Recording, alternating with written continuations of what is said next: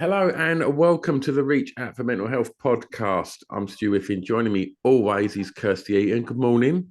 Good morning. You all right? Not too bad. Not too bad. You? Yeah, well, we're doing this kind of fake hello, really, because we've just already asked that question, but we've pressed record, so we're doing it again for the purpose of the podcast. We're all good. We're all good. I want to get today's guest on because I was introduced to him by a mutual friend, and he came on the Hardcore Listening podcast, and it's such a fascinating chat. And when we finished, I said, "Look, you've got to come and chat to Kirsty and me on Reach Out," and he was super happy to do so. So that's happened, and well, it gives me great pleasure to introduce Steve. How you doing, mate?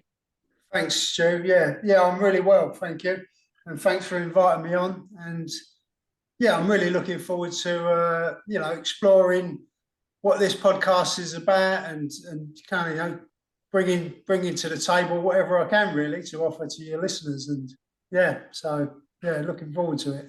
Well, we start the podcast the same way with every guest, and it's with a really sort of I guess the conversation starter really, and I'm going to ask you, Steve, when I say the words mental health to you, what do you think?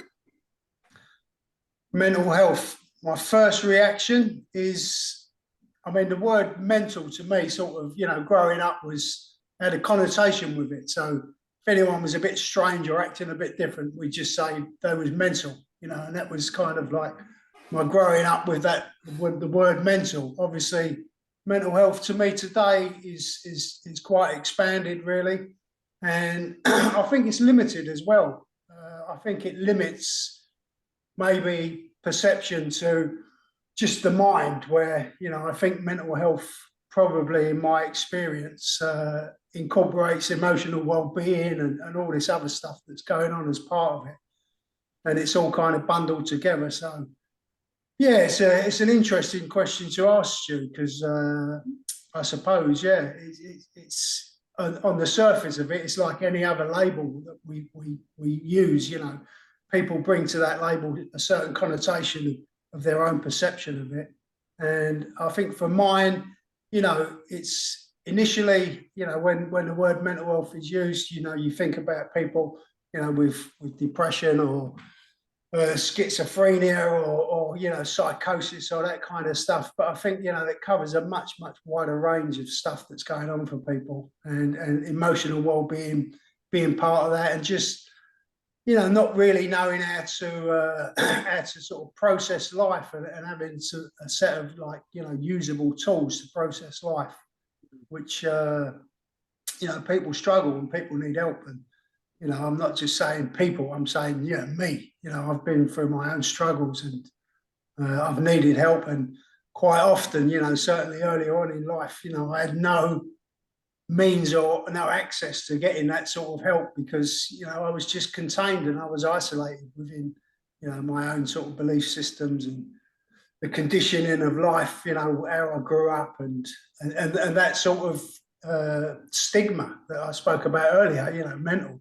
It's that would have been a stigma that would have kind of steered me away from even thinking about that kind of stuff, or getting help with anything like that. So that's probably a long answer to a short question. Not at all. And we'll give it even more context as this conversation unfolds, because I've been privileged to hear your story, and so many times when you look at triggers for depression and suicide, there's so many, I won't say cliches, is probably a bit of a crass word to use, but there's so many factors that are repeat factors, like this happened, then this happened, then this happened. Knowing your story, you've literally ticked all of them boxes probably before the time that you was even like 16. There was so many things that had kind of gone very not the way that you'd probably want a child to go, and then the path that your life sort of took was, for most people, and I'll use that word mental at that point. and obviously we're a suicide prevention charity, and you know, and I know that sort of featured in your, you know, in your mindset at one point as well. Can you just sort of give us an insight into the earlier parts of your life, Steve, so the listeners can kind of sort of build a bit of a picture of the kind of stuff that you had to sort of go through as a young man? Yeah, well, you know, I come from a place like many people come from, I suppose. You know, in childhood, when I grew up, I grew up in the East End of London, and there was no kind of sense of nurturing or anything like that. So, you know, when I think about today, how I've kind of tried to give love to my children and tried to give everything I can to my children, you know, part of that has been nurturing, and certainly for me, there wasn't any access to any of that, and you know, without that, I suppose I just tried to find my own way, which is what a lot of people do.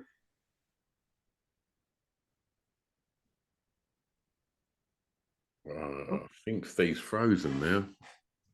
Makes a change from me. Sorry?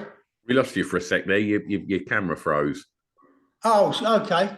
Sorry about that. Yeah, so as a child, I really wasn't equipped to sort of deal with life, and you know, as I sort of grew up unequipped to deal with life, I compensated and I made up my own set of rules how to deal with life. And you know, I had a maternal abandonment at quite a young age. I had a very dysfunctional childhood, as in care-wise. You know, I was just really left to get on with my own devices. And growing up in East London in a pub, you know, I was exposed to a lot of kind of, you know, role models that were villains and people that, you know, drank a lot, and you know, everyone seemed to be doing well on the outside. You know, what was going on for them underneath that, who knows? But certainly, you know, when I look at my dad, and he was one of those people who seemed to be doing well on the outside. You know, he ran a pub, he dressed well, he had cashmere polo neck sweaters on, and you know, there was card games with loads of money and loads of drinking. So on the outside, he seemed to be doing well, but you know, what the other people didn't see was times when in that pub, you know, we'd be upstairs kind of cowering while he was downstairs smashing the place up like a lunatic, you know, because whatever was going on for him. So, you know, that's kind of, I grew up in that environment. So it was about, you know, just keeping your head down and not going anywhere that, you know, there wasn't any going to be, Dad, I need a bit of help, or, you know, Dad, I'm feeling like this. How do I deal with this? You know, there was none of that. It was like zero.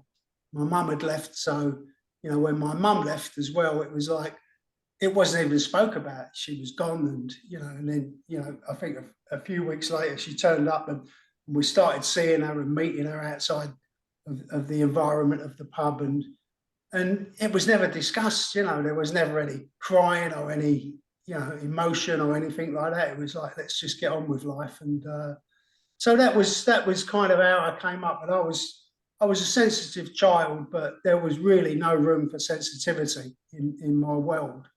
And what I essentially done was just went out and found what I needed. And what I needed was, you know, I suppose I would have needed love, although it wasn't something that I was aware of. But I went and found that in camaraderie with my friends, with the kids who I was out on the street with. And I had no sense of self-care from the very beginning, really. I mean, you know, I was taking risks that when I look back on them, there was quite big risks. But to me, that, you know, I didn't even weigh up those risks at all. You know, I was happy to sort of do whatever I needed to do to just get through and be okay. And was this? Is it? Are you talking about sort of crime here and crime? Yeah, I mean, crime. You know, I got into crime very young. I was taking drugs very young. You know, I was taking you know, cleaning fluids probably around about 8 or 9. You know, when the pub was closed, I'd be going round doing the optics, you know, at that sort of age, 9, 10, just drinking from the optics when the pub was shut, and anything really. I didn't really understand what was going on, but you know, I was willing to try anything just to feel okay and to feel normal and to be okay. Do you have any siblings? I do, yeah. I have 2. Well, I've got more than 2, but I've got 2 elder ones who was alive at the time. You know, the younger ones wasn't around at that particular time. Yeah. Is their memory of their childhood similar to yours? They've got different recollections. Certainly, my sister, who was the eldest, has got her own recollections, and she's been through her own journey in life as well. I'm not here to talk about her journey, but my brother, I think he's still very stum about stuff. You know, he's still very contained about what happened, and he's found his own way through life. You know, so I can only really give you my own experience from my perception. But yeah, so it kind of, as I grew within that environment, you know, I kind of adapted, and I think that's what we do as human beings. We kind of adapt to the best of our ability with what we've got at hand. And what I had at hand was, you know, a group of people who was in an environment where crime was okay, you know, taking drugs was okay. But they became your family. They was, yeah, they was everything. You know, we gambled. I mean, I gambled, you know, like a degenerate gambler, really, at a very young age, playing money up the wall. Then we was playing cards. I can remember at one point stealing from my nan who lived in the pub with us. You know, stealing money from her to go and gamble, and actually getting violent. You know, if something prevented me from joining in the game, you know, I could get violent and hit someone with a bottle once, you know, because they wouldn't lend me some money.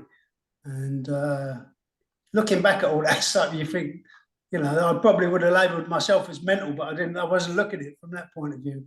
You know, it was just normal. It was normal. You said you was an emotional lad. Was you aware at the time, like, that you was suppressing that and that emotion, and it was like, look, I can't go to my dad with this because it's I'm not going to get the answers that I want. And I'm imagining talking about the sort of environments that you was operating within with your friends. It's not like they were the sort of people, correct me if I'm wrong, where you could go, I'm feeling really sad. Like, you know, was you actively, you know, when you get into bed at the end of the day and be on your own, just think, I'm really sad, but like, I can't talk about this to anyone. I've got to suppress this and keep going. Like, what was your mindset regarding that? Well, there was none of that stuff happening.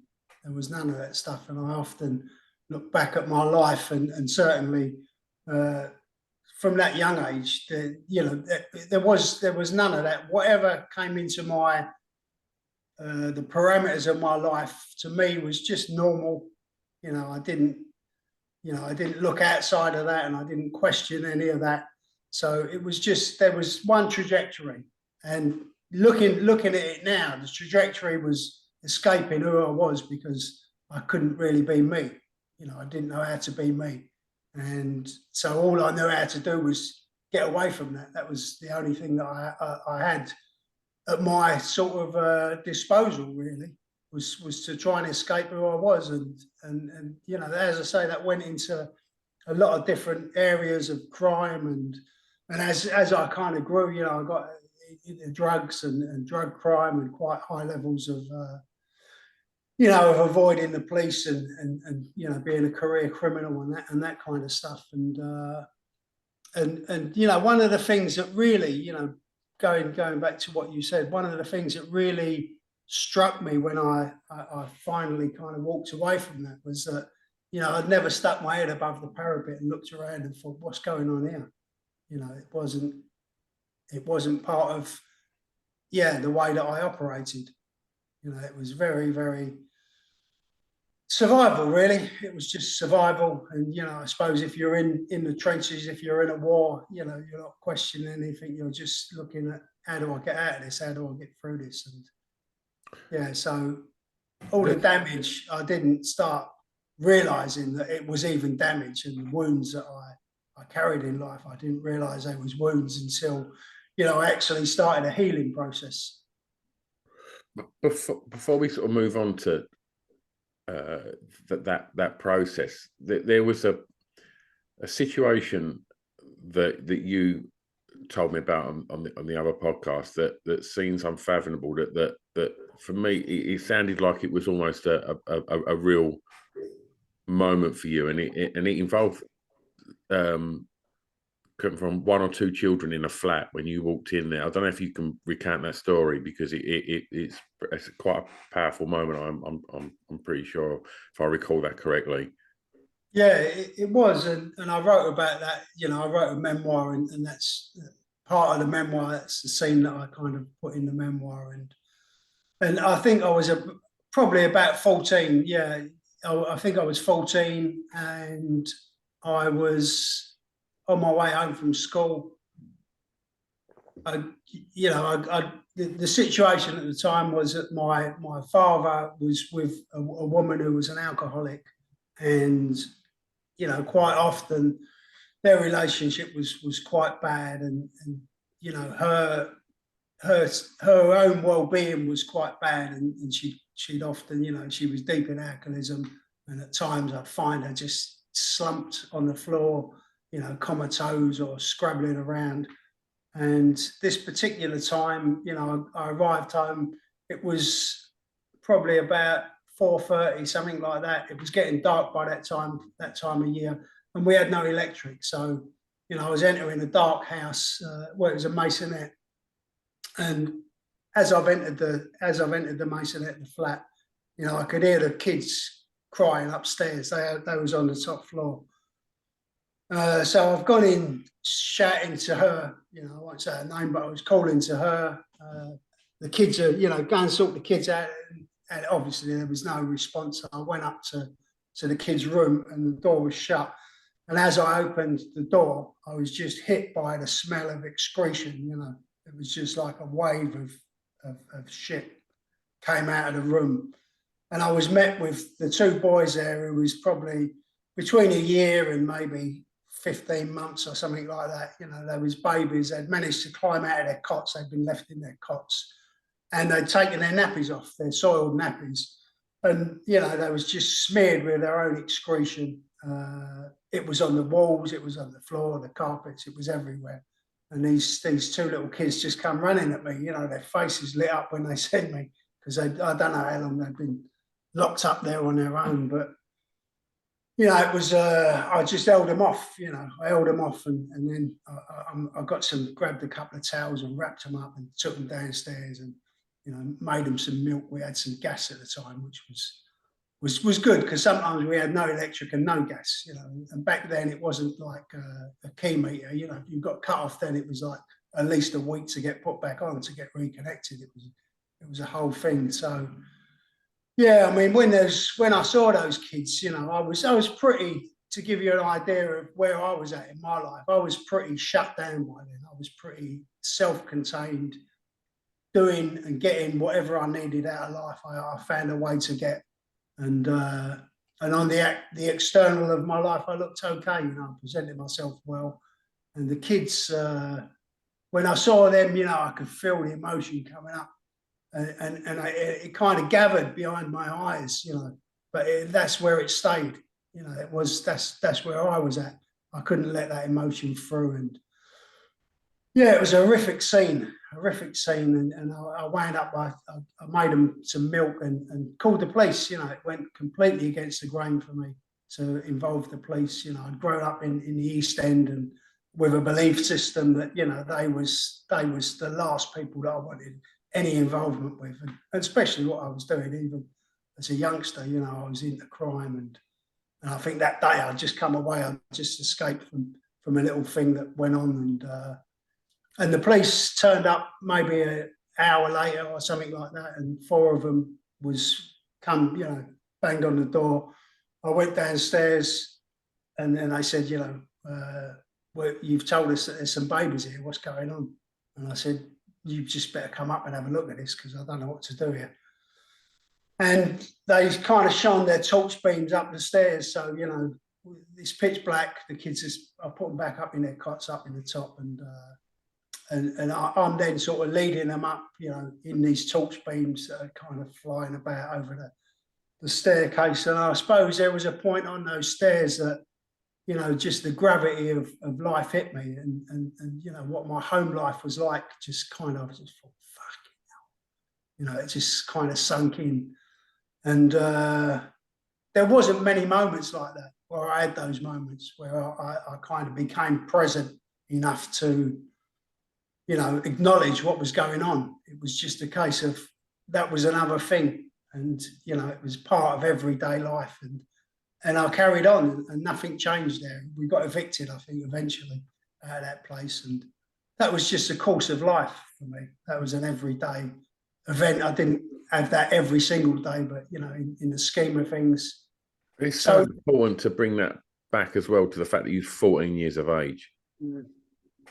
Like, you know, you by your own terminology, you're a youngster. Like, yeah, I was a kid. Yeah, I mean, I was a kid. You know, looking back, I was a kid. But even as a kid, I was never a kid. yeah, You know, I didn't allow myself to be a kid. You know, I needed to survive. I needed to step up, and, you know, I just equipped myself with everything that I thought that I needed to get through life. And you know, there was all very destructive methods and very destructive tools that I used to get through life. But at that age, I didn't really understand that. You know, people might have studied me then and gone, you know, this kid needs some help, let's do something with him. But it just wasn't part and parcel of how things unfolded. do you think there was a sort of a real moment where you thought, I've hit rock bottom here, I need to change, everything's got to change here? What, you know, and could you see a way out of it? Was there, you know, was there a way out of the life that you was in? Like, where was the sort of turning point, Steve? Well, the turning point came quite a few years later. I mean, I'd progressed from that 14-year-old kid doing what I was doing into drugs and organised crime. And, you know, I've been in jail. I was locked up on remand, waiting for a trial to come up, which, you know, could have been very bad if it would have gone the wrong way. But fortunately, it fell in my favour, that particular thing. So, but that didn't faze me. You know, even, I mean, I was sitting. I can remember. You know, you talk about mental health, and I can remember sitting in a cell in that particular period of incarceration, and we was locked up 23 hours a day. And I'd been sort of caught getting some drugs in, or they nearly caught me getting some drugs into the prison. And I'd managed to swallow these drugs. And they locked me up in an observation cell. So there's no bed, there's nothing in there. You got a bucket, you know, a bucket to use for the toilet. And they threw me in this cell, took all my clothes off, gave me a plastic type smock thing to wear, which was rigid and just very uncomfortable.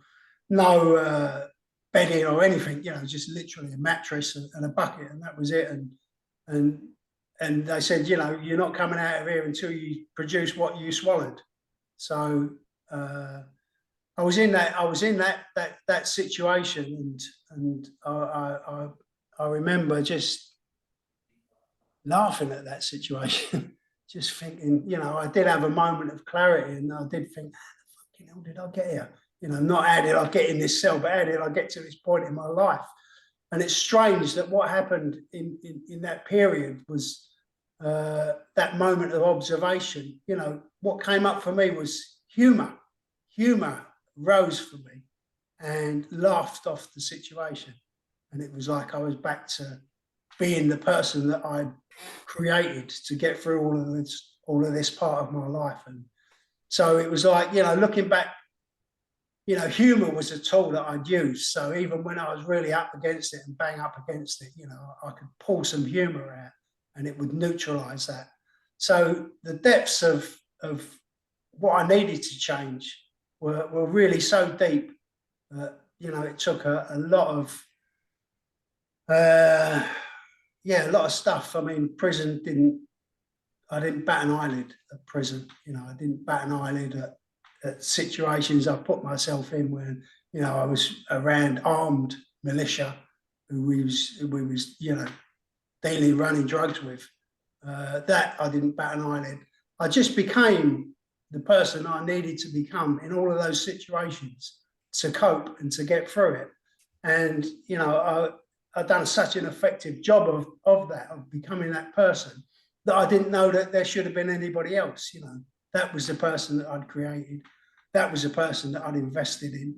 And that's who was going to go forward. And I think, getting back to your question of what changed that, you know, I was in a relationship, still in that chaos, in that mad way of life. But, you know, I had a daughter on the way.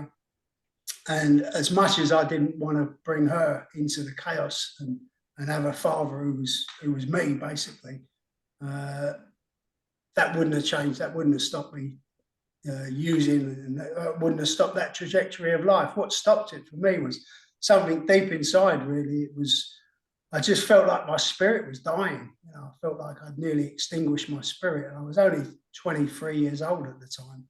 But all of my life and everything I'd gone through, you know, I'd just got so far away from who I was probably meant to be that, you know, something inside was calling out on a very deep level. And I kind of just, you know, I heard that. I heard it. I didn't know what to do with it. I didn't know how I was going to change all of that stuff.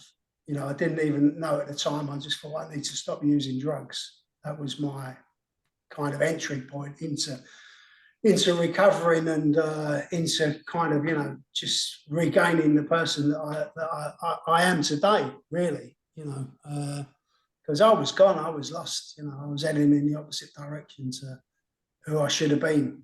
And so aside from, you know,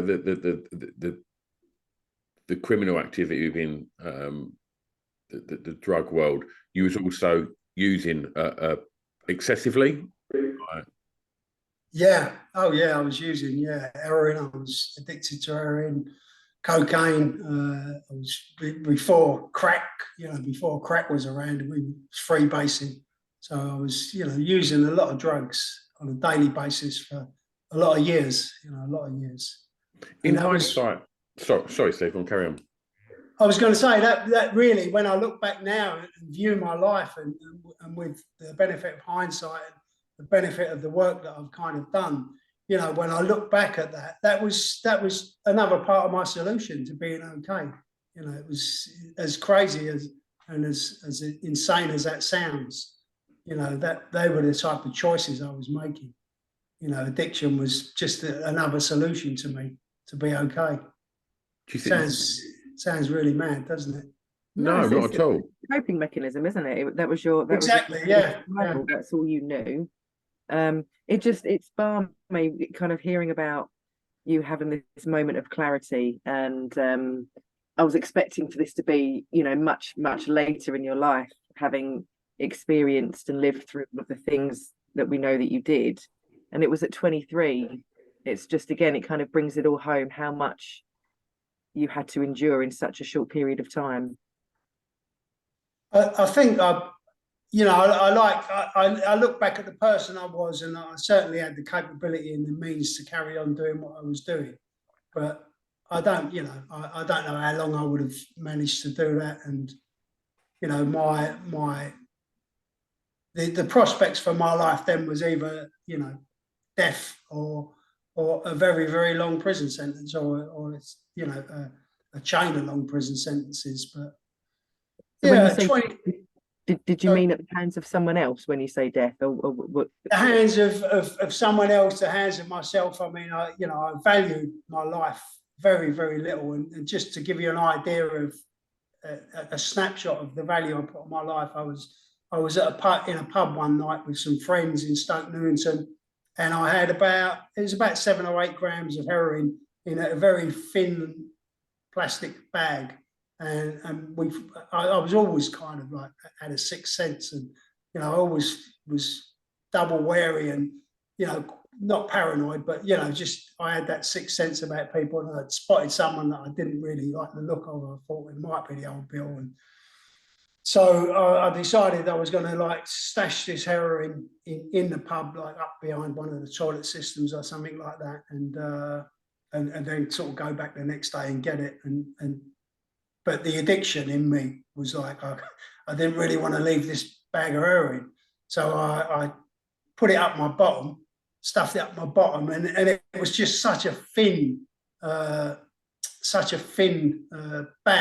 a thin plastic, it wasn't thick at all. And I left the pub, and as I was walking, I was thinking, oh shit, I shouldn't have done this. This could go at any time, this could split, and I'll absorb it, and then I'm gone. So there was like 8 grams of heroin. And as I'm walking along, I'm aware of the fact that, I've got this inside me, and it's really unsafe. It's not, if it was doubled over in a condom or something like that, I wouldn't have batted an eyelid. But I was very aware that it was a very, very thin bag, and yeah, potentially when I look back, I put a price tag on my life of about 200 quid at the time, and that was it. That was when I look back at it now. At the time it was another mad thing to do, and people would say you was mental, you was insane, but I was. I was just in the grip of something that was much more powerful than me. And, I didn't value my life at all. So it could have been self-destruction, or it could have been, it could have come from somewhere else, the type of people I was involved with. But I wouldn't have reigned for too long, that's for sure. Well, I mean, we're at the half-hour mark. So we're kind of, I'm just trying to sort of, because I know so much from what you've said previously, the fact that if I say, now to people that are listening to this life of chaos and yeah, just horrible, really horrible things that you've endured, and your coping mechanisms, you wouldn't necessarily tell people they're a great way to deal with situations. Do you know what I mean? But to say that, fast forward a few years, you become a millionaire, which seems ludicrous to even sort of fathom that. Can you sort of tell us a little bit, Steve, about how you sort of turn things around? Yeah, I did. I mean, there's so just much quickly as well. Sorry, but I'm really mindful that we've not mentioned the fact that people can actually read the full expansive story. This is a published book now as well, so we need to. We'll put the link to where people can buy the books in the show notes as well, because that's really important that people can actually read the full story and get way more. I know that we're sort of fast tracking through, but obviously don't want to give away too much as well, because we want people to go and read the book. But if you can sort of just tell us a little bit about the sort of turning point, because there's so much more positivity in your life now, and I think it's really important that we talk about that. There is, Stu. I mean, there's a lot of positivity, and obviously I want to also talk about, the mental health side of it, and the suicide side of it, which I kind of at 17, I took an overdose, and it was. I'll just go back to this because this is important, and once again it was like, I had all of this stuff inside of me, and I'd kind of become a shell of a person and just functioned. And I went home one night, and I'd recently been sort of split up in a relationship, and I couldn't even acknowledge my own pain in any of that. It was like I was so closed down. And this particular night, I came home, and this is in the book, and a lot of other stuff is in the book. It's a real kind of journey through a life that is quite remarkable in a way, that I survived it, and I changed and grew into. What, we'll come back to that part of it in a minute, but that suicide for me was like, it wasn't. I didn't have any kind of voices or anything like that. I didn't have anything like that. But at 17, I was just so emotionally damaged, and didn't know how to cope with any of that stuff. It was like, it was so painful, and I'd repress that pain with just my own. Methods that I'd used to push it down, and literally just to force it back down when it came up, and then drugs obviously helped me to do that. And this particular night, I'd kind of come home, I had a big bag of pills that I'd been selling, I put them on the side, and just there was a voice inside me. It was just like, I can't fucking do this anymore. This is just too painful. And that was it. There was no thinking process about it. It was like, bang, you know. I just started taking, I wrote a sad little note, you know, which was probably just, you know, looking back on it, was just not a cry for help, but just like, this is where I am, you know. So I wrote a sad little note and just started taking handfuls of these tablets and laid down to die. And I can remember just laying down thinking, I'm not frightened, you know, I'm not frightened. And it was like that, you know, that hadn't been in my mind at all. You know, I'd been out just living my life, and it came like that, and it was so that quick that I made that decision. And I think that's really important because, you know, a lot of people struggle with that stuff. A lot of people struggle with what they can't deal with, and it's really important to, you know, to point out at this juncture that, you know, had I been able to open up a little bit, maybe I wouldn't have got to that point. I mean, obviously, I survived that, not by, just because maybe it wasn't my time to go or whatever. I don't know, but you know, I survived that particular time. But yeah, I think, you know, all of this stuff never goes away. We store it in our body, we store it in our energy, and really, it's really important you know, for people, anyone out there who is feeling like this, or is feeling like, you know, they can't cope, to know that, you know, it's just a process of learning how to do that, and we can learn how to cope, and we can learn how to get through stuff, you know. And I changed the way that I was living, and I did become very successful. You know, I won't go through that whole journey because it's in the book. You know, there's a lot of overcoming adversity, and a lot in the book is about, you know, overcoming me, because I was part of the problem. You know, it wasn't like, you know, everything was happening to me. Everything that was happening to me was by choice, and quite a lot of the choices were unconscious because I wasn't equipped with good information. I wasn't equipped with people around me that would support and nurture me. So, you know, it's really important for people to access that where they can, whether that's through friends and, you know, through medias like this, and you know, and the suicide help stuff that you guys are putting out there, and it's out there. But I think change is a real journey, you know, and it's not something you can do immediately. For me, it was a real process of slowly starting with initially what the main issue was, you know. So for me, the main issue was drugs, and, you know, I had to stop taking drugs to start with. And when I managed to do that, you know, I then got to have a look at a slightly deeper level. And obviously I had a lot of stuff going on. I had a lot of emotional damage that even years later I wasn't fully aware of, you know, but I started where I could, and I accessed some help. You know, I accessed some help in 12-step fellowships, and for the first 24 years of my recovery, that's all I accessed was help from 12-step fellowships, and just learn to sort of self-heal and learn to make better choices, you know, learn to stop doing the things that didn't work for me, you know, stop doing the things that didn't serve me anymore, and start moving those out of the way and making a little bit of room for something new to come in, a new idea. And that might have come from a friend who just gave me a suggestion, or something I'd observed off of someone else, or something I'd heard or read, or, you know, it was just about kind of undoing my whole outlook on life, and opening it up, expanding it, and so I could let some other stuff in. You know, I needed to learn how to learn, really. And that's a hard place to come from, you know, when you're that shut down and you're that cut off and isolated, and it seems like you're the only one there, you know. And even when I got to that point of recognizing that, wow, you know, I'm in trouble here, it was still very, very difficult to learn how to develop those skills that I'd never got from childhood, you know.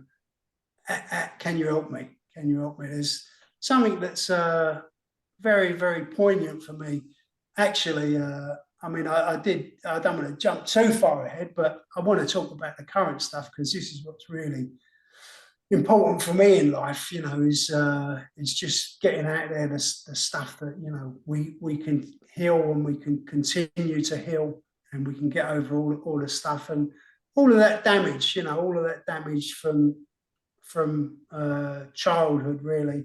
It wasn't until probably 10, 12 years ago in my life that I really had to start dealing with that on a much, much deeper level. I'd kind of become very successful, as I told you in the other podcast, Stuart, and it's in the book. It's I raised a family. I learned how to love and nurture those children. As I was healing, I learned to put out different stuff, and over a period of time, I learned to give everybody else what really I thought they needed, and it was what they needed. But I still, I was still last in line, really, because I was so unequipped to nurture myself, to really help myself. It was very difficult to actually go back and find what was missing for me, and what was missing was the ability to take care of myself and love myself, and all of those instances I've given you, well, the 200 quid tag on my life and all the rest of the stuff where I just didn't care and it didn't matter was, there was something missing out of me. I needed that, and I kind of realised I needed that to go on in life, and I had this beautiful life on the surface once again. Successful, as you said. I've become a millionaire through, just taking a bucket and a window cleaning squeegee and going out and knocking on doors, basically. And I built this whole life up. Beautiful family, lovely house overlooking the coast, and I was taking care of everybody, and still unable to take care of myself. Still unable to get what I needed, other than through external things of looking after everyone else. And I suppose it's difficult when people think, because that's what we do in life, isn't it? We kind of love the people we're with, and we take care of our children, and we look after the people that we're responsible for, people that work for us or help us or whatever, and that's all true, and that's all beautiful stuff to be able to do in life. But I was doing it as a compensation of what I was lacking as well, and that was a real point of maturity to actually know that I needed something for me. I needed something more than just to be this vessel that can give to everybody else. So you're alluding, if I may make an assumption, you're alluding to possibly undertaking some kind of therapy. You're talking about overcoming these challenges and taking what you need for you to heal from a lot of stuff that you had to endure all those years. Is that obviously, I don't want to give away too much because I know it's all in the book, but is that a safe assumption to make? Yeah. I mean, I did at that point. I realised, that once again I was banging trouble. I was in new territory, so I'd kind of grown a lot in my life, but realised this journey backwards to find what I needed for me was new territory, and I did have I went and found a therapist. So obviously we know that there's a huge stigma around men in particular accessing talking therapies and being open and vulnerable about these kinds of things.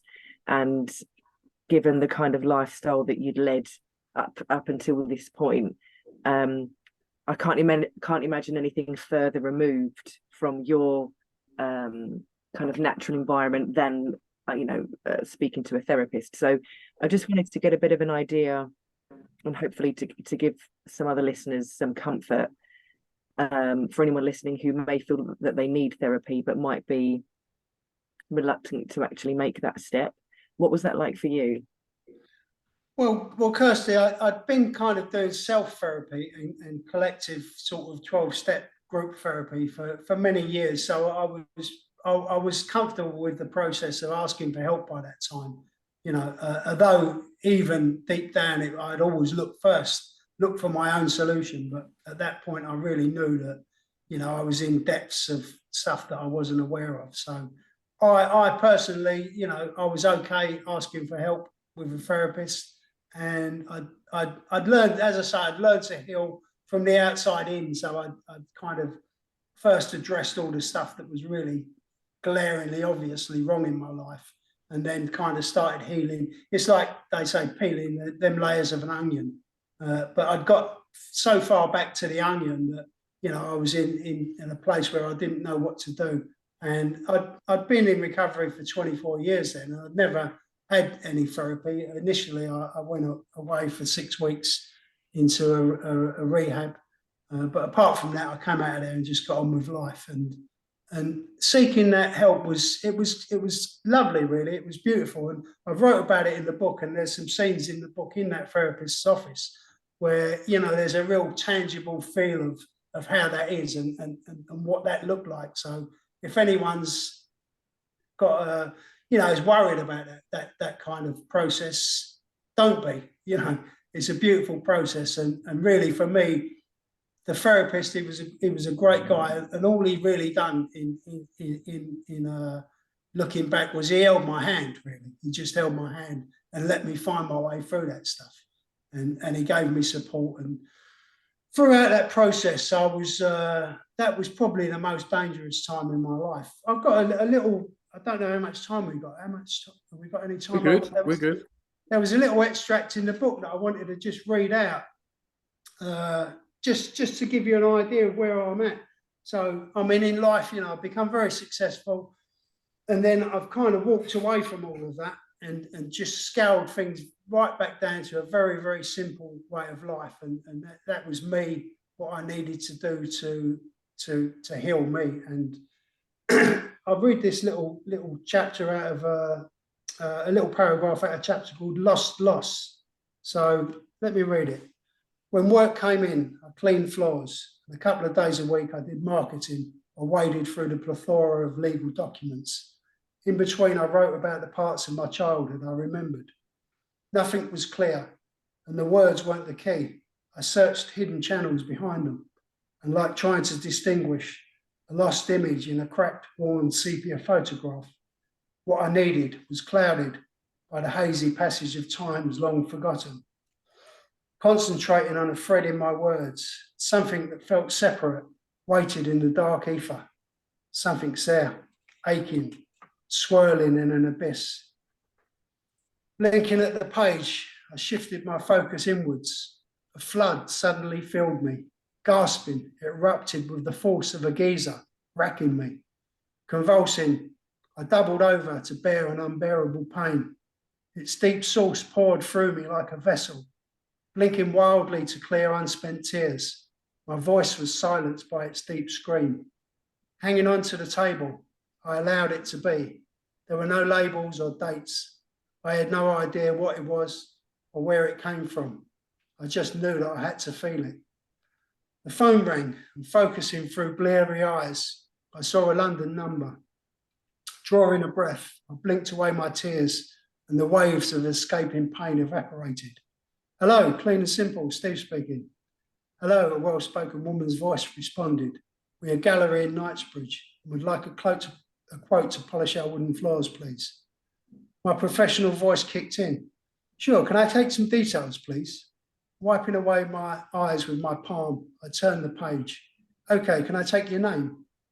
Jotting down the details, I said, thank you for calling. I'll send you an estimate this afternoon.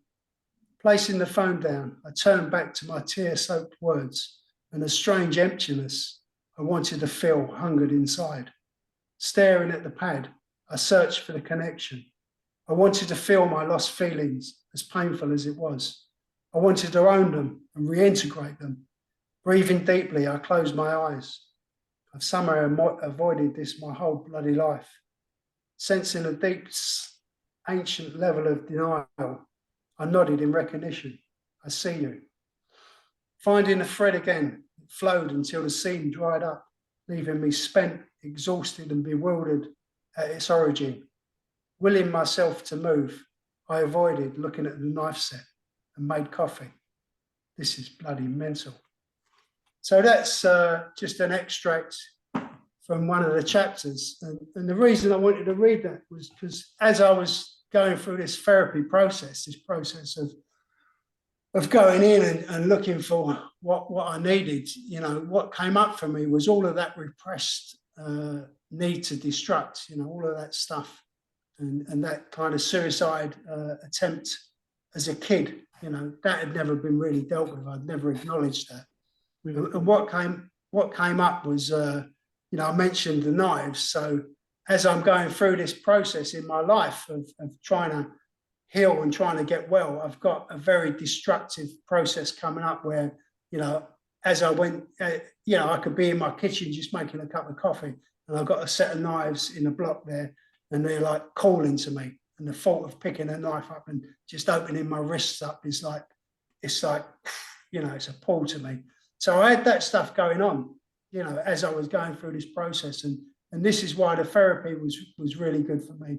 And this is why, just having a few people that I could trust and talk with on a vulnerable, open level was really important for me, because, that was going on for me. And, there was times I'd been to see my therapist in London and got in the car, and I was sitting in the car, and I had a shotgun back indoors because I used to do clay pigeon shooting, and there was times that I just didn't go home because I didn't trust myself.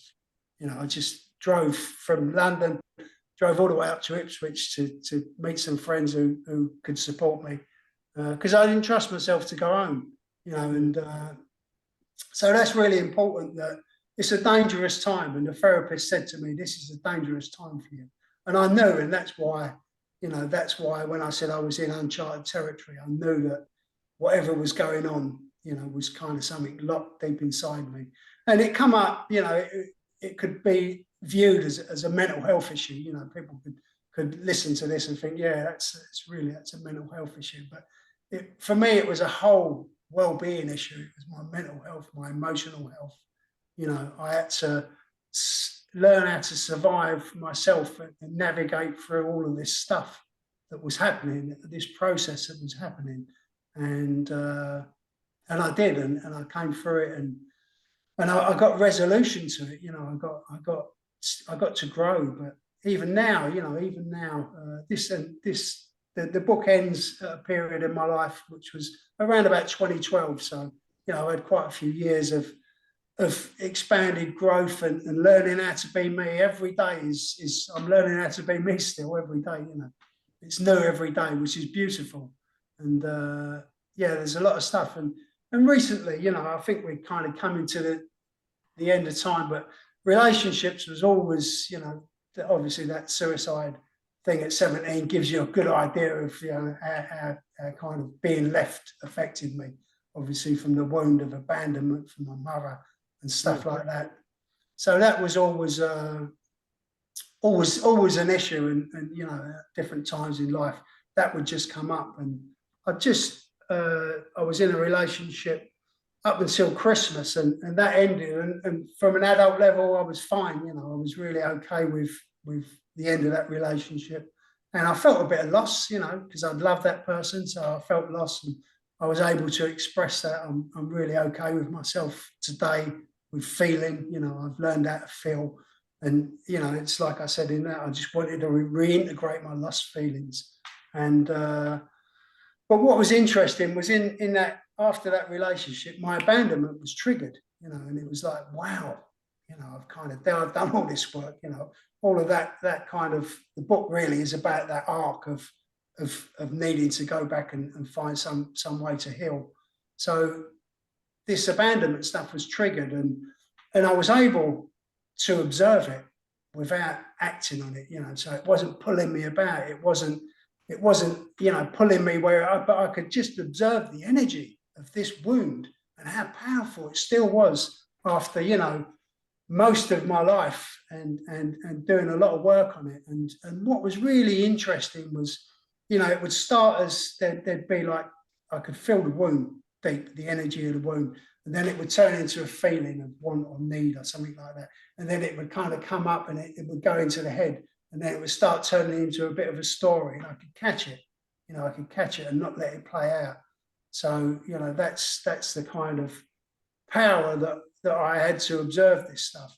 And I was running down Old Lee, and part of this pattern of this wound would be, a little fantasy that was about, and it played out in this particular instance. The woman that I was with didn't live in this country, but a friend of hers did. So I run past this thing and a little fantasy come up. Oh, I wonder if her friend was there, he might see her and tell her that he'd seen me running past. And I caught it and I thought, okay, yeah, here we go. This is a bit crazy for me. I'm not going to buy into it. You know, I don't allow this stuff to occupy my time and space. But I started thinking, where does that come from? Why is that there? And I kind of traced it back, and I traced it back down, and I felt back into it, into this energy of this wound. And then I realized, you know, there was a young trapped child there who didn't have anyone to speak to, and he didn't know what to do with this pain and this hurt. And all he was really, all that was like, I want to be seen. You know, I want someone to see me. You know, I want to help. Could I just ask as well, when you was having sort of therapy and stuff, did medication ever present itself? Did you ever try medication? I didn't personally, Stu. No, I didn't. Just coming from an addiction background, I'm quite adverse to taking anything that's absolutely unnecessary for me.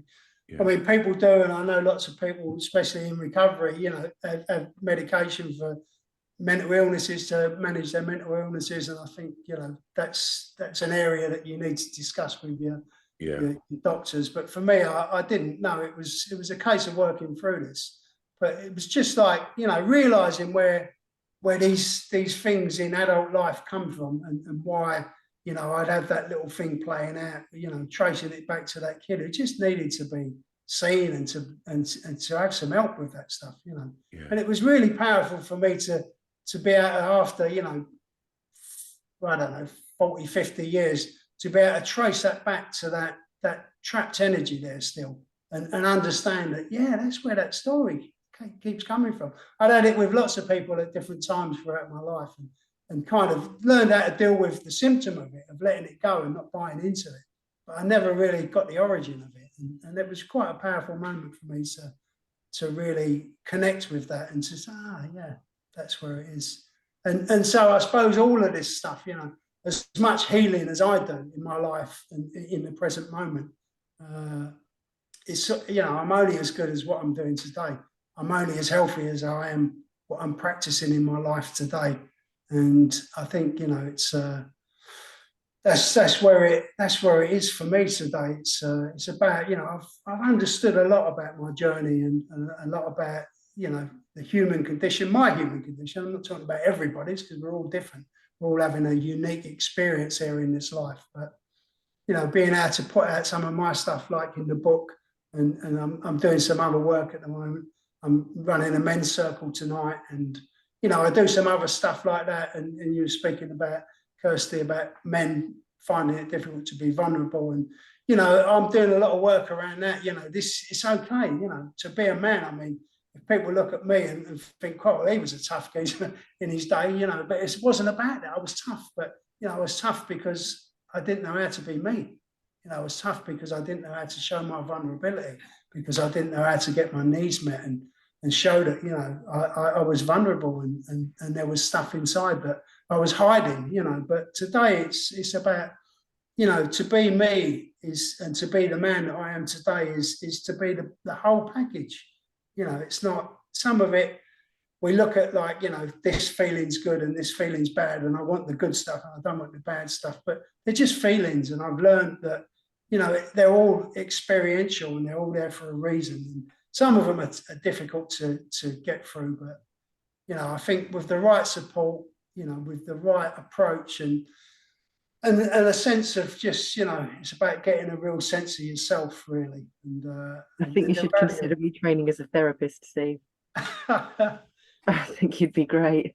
I think you've got so much insight and self-awareness in bucket loads. Yeah. Thank bravo, you. Just for what it's worth.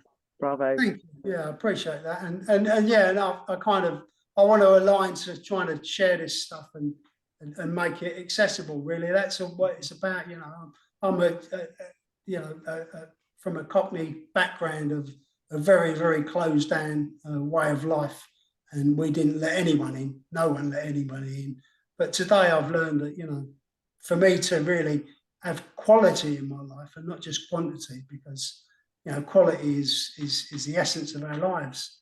For me to have quality, I need to learn how to be me, truly be me. And parts of me that, you know, I might have at one point valued or judged as bad and not wanted anybody to see today. Those parts of me are beautiful, you know, they're me.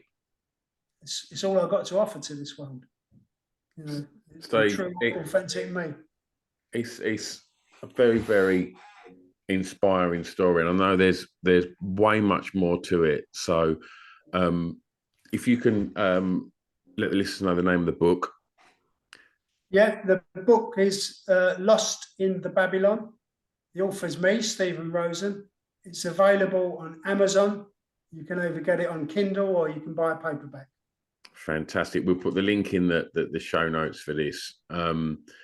Steve, it's always inspiring, and it's such a pleasure to chat to you. I'm so glad that Charlie introduced me to yourself, because the both times that I've spent in your company listening to you tell your stories, it's absolutely inspirational, mate, to see the person you've become from how it started. It's so thank you so much, mate.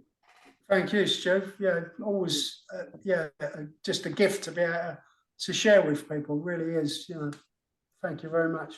Oh, fantastic! Steve, thank you. I'm going to press stop. Don't go anywhere.